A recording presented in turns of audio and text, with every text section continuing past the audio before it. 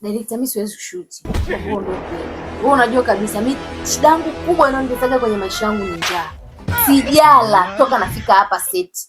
Nimeingia saa 6 saa ngapi ile mpaka sasa hivi. Hata kama ndo kabisa. Huyu yuko out of mood. At least wewe na kuona uko sawa. Why? Stand by. Please do the best. I want the best scene. Action. Director, mimi siwezi kushoot. Wewe unajua kabisa mimi shida yangu kubwa inayonitesa kwenye maisha yangu ni njaa. Sijala toka nafika hapa set. Nimeingia saa 6 saa ngapi ile mpaka sasa hivi. Hata kama ndo sana bro, mimi siwezi kushoot.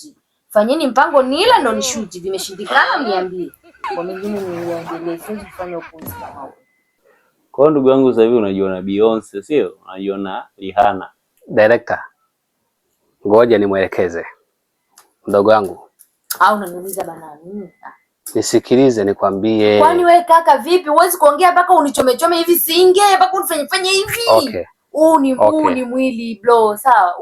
Huu ni mwili au jala ukifanya hivyo unabonyea. Nilichotaka nikwambie ni kwamba sanaa ni ngumu. Kwa sababu gani? Unaona mimi nilipofikia hapa sasa hivi nilishawahi kutembea kwa miguu kutoka Chanika mpaka Bagamoyo kwa miguu na itafuta sanaa.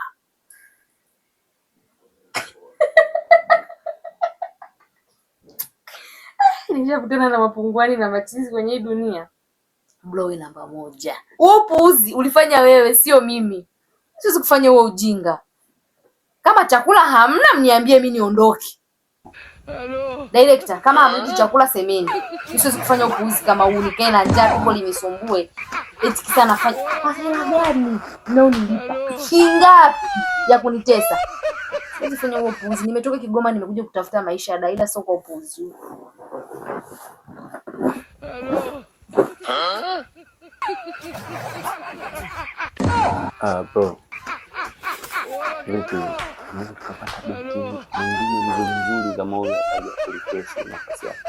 Mimi sina. Labda kameramani anaweza kawa naye. Niache mimi sile chochote.